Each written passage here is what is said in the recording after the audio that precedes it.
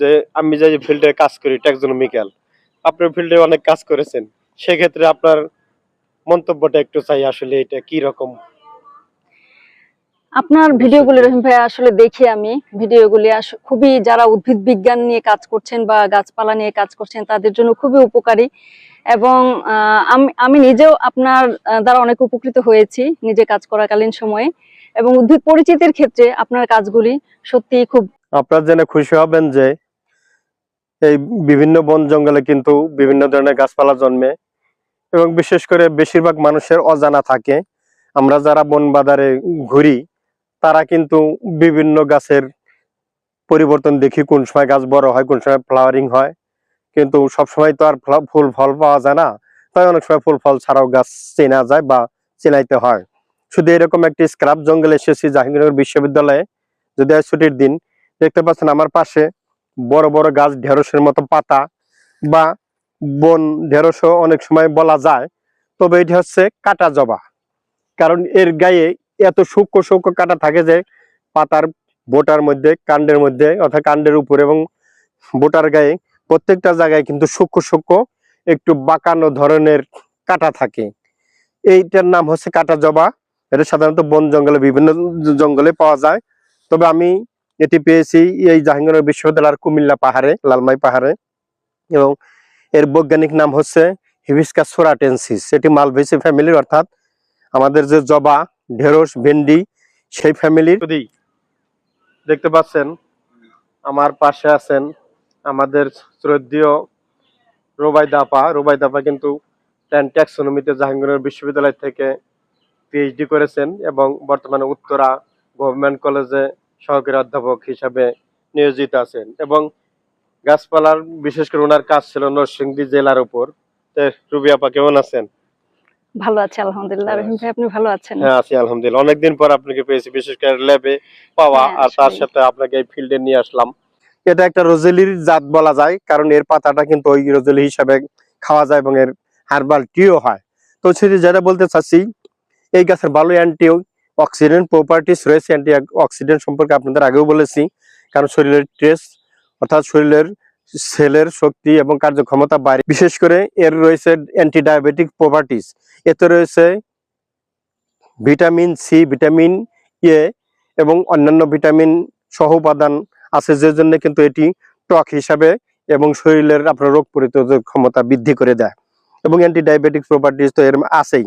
শুধু তাই না, দেখেন এর একটি পাতা আমি এই যে খেয়ে দেখি, বড় একটি পাতা ধরলাম, যেহেতু বৃষ্টি হয়ে গেছে পরিষ্কার আছে, ধোয়ার প্রয়োজন নাই। এটি খেয়ে দেখি,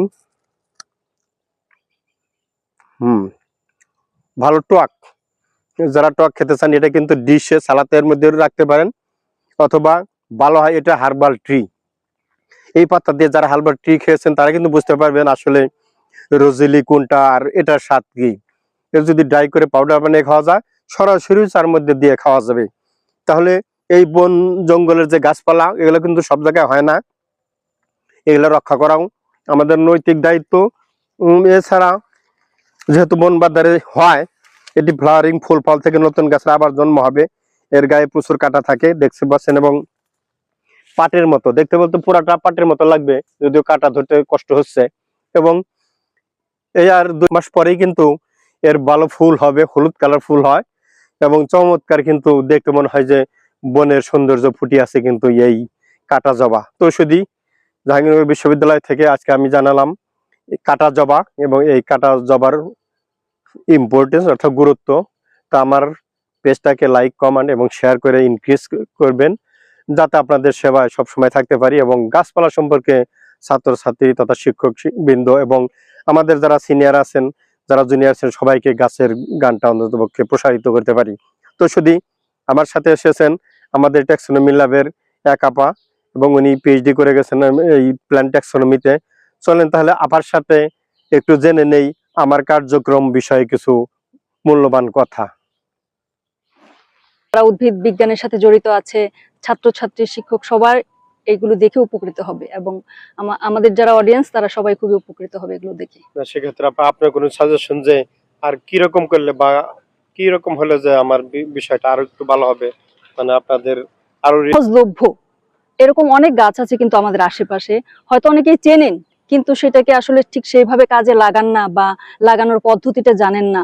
তো সেইটা সম্পর্কে যদি একেবারেই সহজলভ্য এবং খুব সহজে আমরা পেতে পারি, এবং দৈনন্দিন বিভিন্ন কাজে, আমাদের ঔষধি কাজে আমরা সেটাকে লাগাতে পারি, সেগুলো নিয়ে যদি আপনি আরো ভিডিও করেন, প্লাস সেই সাথে আমি বলবো যে শিক্ষার্থীদের জন্য, জুনিয়র শিক্ষার্থীদের জন্য উদ্ভিদের পরিচিতিগুলো আরো বেশি করে যদি দেখান বা আপনি ভিডিওগুলো দেখান বা পোস্ট করেন, সেটা আমার মনে হয় যে ডিপার্টমেন্টের শিক্ষার্থীরা, জুনিয়র যারা আসবে, মানে উপকারী, এবং যেগুলো আমাদের আশেপাশে চলতে পথে যেগুলো উপকারী গাছ আছে এবং যেগুলো ঔষধি গুণ সম্পন্ন উদ্ভিদ আছে, যেটা থেকে মানুষ সহজেই উপকৃত হতে পারে, আমি বলবো যে শিক্ষার্থীদের জন্য, জুনিয়র শিক্ষার্থীদের জন্য উদ্ভিদের পরিচিতিগুলো আরো বেশি করে যদি দেখান বা আপনি ভিডিওগুলো দেখান বা পোস্ট করেন, সেটা আমার মনে হয় যে ডিপার্টমেন্টের শিক্ষার্থীরা, জুনিয়র যারা আসবে, তারা খুবই বেশি উপকৃত হবে।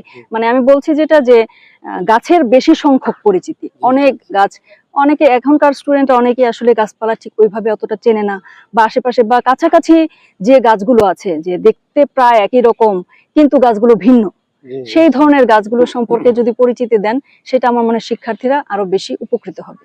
জি রুবি আপা, অসংখ্য ধন্যবাদ। এই কষ্ট করে আপনি সেই উত্তরা থেকে এসেছেন আজকে আমাদের এই ল্যাব দেখতে, অসংখ্য সাধুবাদ জানাই। এবং আপনার ছাত্রছাত্রীদের নিয়ে আরো উদ্ভিদ বিজ্ঞান বিষয়ে গানের প্রসার বাড়িয়ে তুলুন, এবং আমিও চেষ্টা করব যতদূর সম্ভব এই দর্শকবৃন্দ আপনাদেরকে আরো রুবি আপা যেভাবে বললেন, এবং আপনাদেরও সাজেশন থাকতে পারে কিভাবে এই আমার পেজটাকে এবং আমার কাজটাকে আরো সুন্দর করা যায়, সেই ব্যাপারে কিন্তু আপনাদের সাজেশন চাচ্ছি।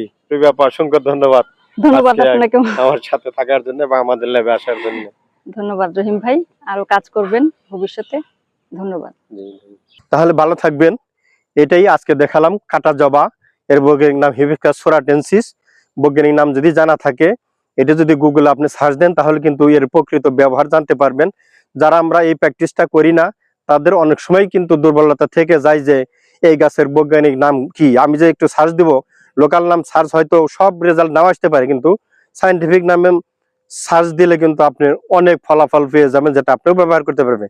তবে এই গাছের ব্যবহার যেহেতু আমি বলেছি, কিন্তু এটা লিটারেচারের মতে যারা প্রেগনেন্ট ওমেন, অর্থাৎ সন্তান সম্ভব বা স্ত্রী লোকদের কিন্তু এটি খাওয়া যাবে না, কারণ এখানে অনেক সময় অ্যাবর্টিফিকেশন হওয়ার, অর্থাৎ এখানে অ্যাবর্শন হওয়ার সম্ভাবনা থাকে। তাই এক্ষেত্রে দেখে শুনে পান করা বা এটার গাছ ব্যবহার করা শ্রেয়। তো ভালো থাকবেন, নিশ্চয়ই হয়তো দেখা হবে ইনশাআল্লাহ।